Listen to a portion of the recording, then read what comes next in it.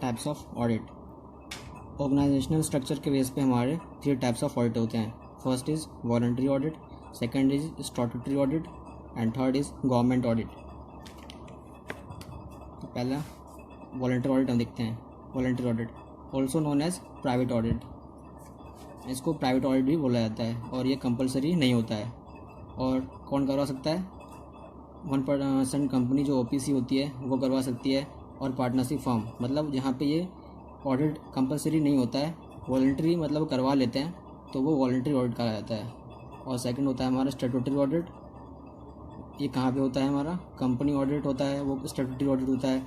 Bank audit और insurance audit जो करवाता है कौन है? IRDA, insurance regulatory development authority of India, ये करवाती है insurance audit.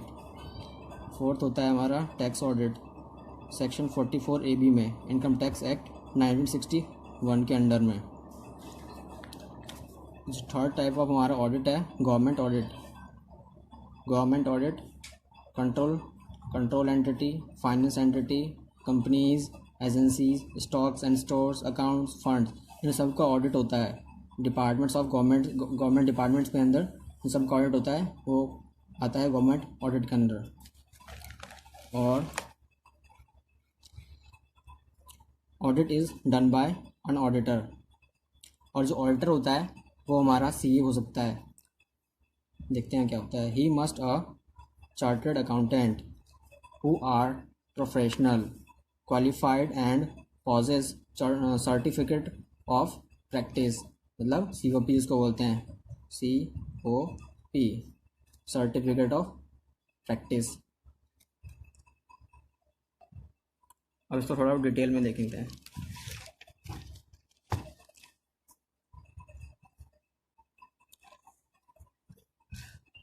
Voluntary audit not mandatory और रिक्वायर्ड अंडर एनी लॉ, मतलब ये मैंडेटरी और रिक्वायरमेंट नहीं है ऐसी किसी भी लॉ के अंडर में, अगर फिर भी करा लेते हैं तो क्या कहलाता है? Voluntary audit.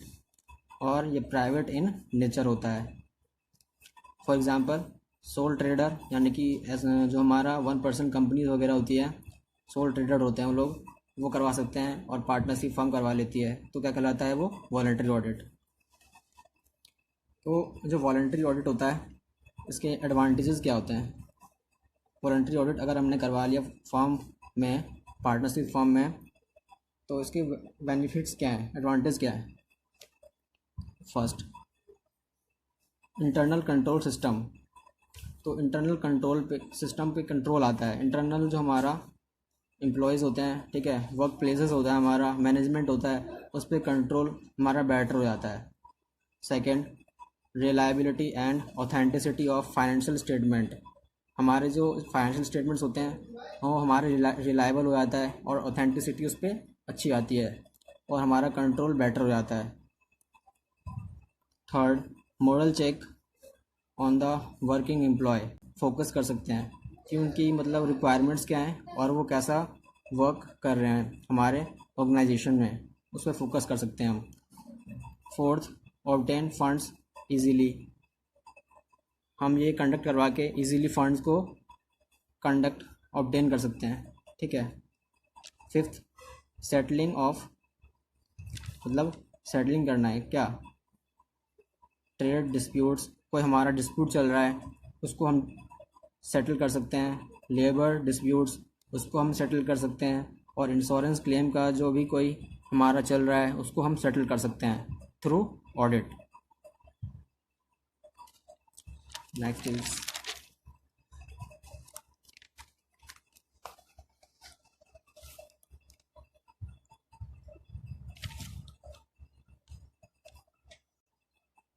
सेकेंड है हमारा statutory audit, also known as compulsory audit, जो हमने पढ़ा पहले, ये कंपलसरी होता है। और ये जो स्टैट्यूटरी ऑडिट है ये सबसे इम्पोर्टेंट होता है, ठीक है, ये एग्जामिनेशन पॉइंट ऑफ व्यू और बहुत इम्पोर्टेंट है। इट इज़ मैंडेटरी और रिक्वायर्स बाय लॉ, ये मैंडेटरी भी होता है और रिक्वायरमेंट भी होती है लॉ की, ठीक है। Example, company audit required by company act 2013, bank audit required by banking regulation act 1949, banking का जो रेगुलेशन है एक्ट 1949 उसमें रिक्वायरमेंट है। RBI एक्ट 1934 में बैंकिंग ऑडिट का रिक्वायरमेंट है। और insurance audit required by IRDA means insurance regulatory development authority of India. ये सारे हमारे स्टैट्यूटरी ऑडिट के अंदर आते हैं।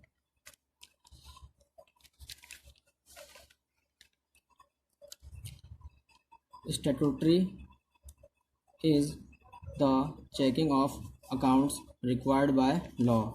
Statutory auditor of a company is appointed by board और share holder.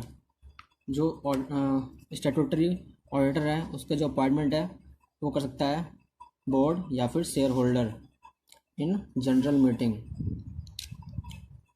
Share holders can not delegate his power, मतलब share holder के पास जो पावर है, ठीक है, पावर है, उसको डेलीगेट नहीं कर सकता है किसी को भी। स्पेशल रेजोल्यूशन पास करने के बावजूद किसी को अपनी जो पावर है किसी को डेलीगेट नहीं कर सकता है। सेकंड पॉइंट ये कहता है if share holder fails to appoint a auditor then central government appoint the auditor. अगर शेयर होल्डर फेल कर जाता है अपॉइंट करने में ऑडिटर को, तो सेंट्रल गवर्नमेंट अपॉइंट कर देगी ऑडिटर।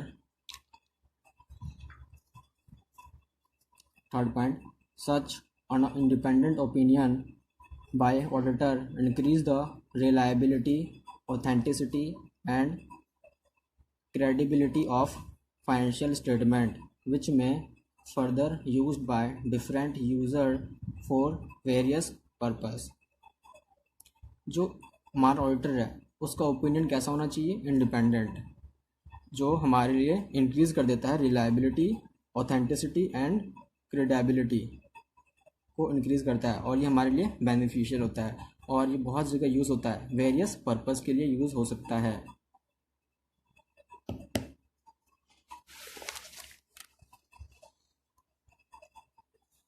तो इसके एडवांटेजेस क्या हैं? स्टैट्यूटरी ऑडिट जो हुआ है उसके एडवांटेज क्या है? तो पहला एडवांटेज ये है कि द मेंबर और share holders, stake holders for their economic decision and exercising their voting rights. Second, for timely tax assessment, tax assessment के लिए. Third, for determining partner accounts in case of admission, retirement or death of partner, accounts of goodwill otherwise. Fourth, before the court in case of settlement of disputes with employees, creditors और debtors, settlement करने के लिए disputes को. Fifth, for determining the purchase or sale consideration in case of ongoing concern. Sixth, for determining the actual value of business of shares in case of merger. जब merger हो जाएगा, किसी company का दूसरी कंपनी के साथ merger होता है, तो जो बिज़नेस की जो वैल्यू होती है उसको एक्चुअली डिटरमाइन करने के लिए बहुत ज़रूरी हो जाता है ये। तो हमारा जो स्टैट्यूटरी ऑडिट है वो हमारे लिए बेनिफिशियल हो जाएगा उस टाइम पे। Seventh, for getting financial assistance from financial institution, bank और इन्वेस्टमेंट। जो बैंकिंग इंस्टीट्यूशंस, फाइनेंशियल इंस्टीट्यूशंस हैं, उनसे हमें इजीली लोन्स वगैरह को प्रोवाइड हो जाता है। अगर हमारा जो ऑडिट होगा अच्छा होगा तो getting the financial assistance from financial institution, bank और investment. 8, in case of non profit organisation NPO जो होता है, for getting it government grant मिलने में भी हमें एडवांटेज मिलेगा। ये हमारा थर्ड टाइप ऑफ ऑडिट है government audit. It is objective, systematic, professional and independent examinations of financial, administrative operation of a public entity for the purpose of comments, conclusion, recommendation and expressing the appropriate opinion in respect of financial statement। ठीक है, इसका examination क्या आता है, क्यों financial administrative operation के लिए, public entity में for the purpose of comments के लिए, कंक्लूजन के लिए, recommendation and expressing the appropriate opinion के लिए। Types of government audit. जो गवर्नमेंट ऑडिट होता है इसका भी टाइप्स होते हैं। तो पहला है ट्रांजैक्शन ऑडिट। ट्रांजैक्शन ऑडिट में first expenditure audit, second receipt audit.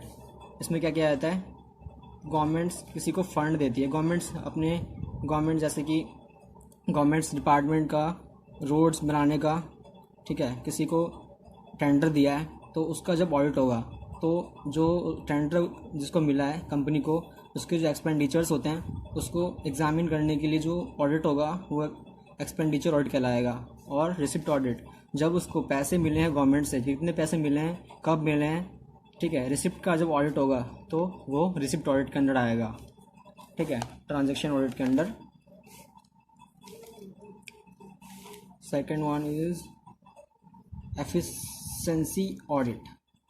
ये गवर्नमेंट ऑडिट का ही पार्ट है। पहला था हमारा ट्रांजैक्शन ऑडिट एंड सेकंड हमारा है एफिशिएंसी ऑडिट। तो इसमें क्या होता है, audit against rules and order, rules and order. Second, audit of sanction. Third, audit against provision of fund. Fourth, audit of financial property.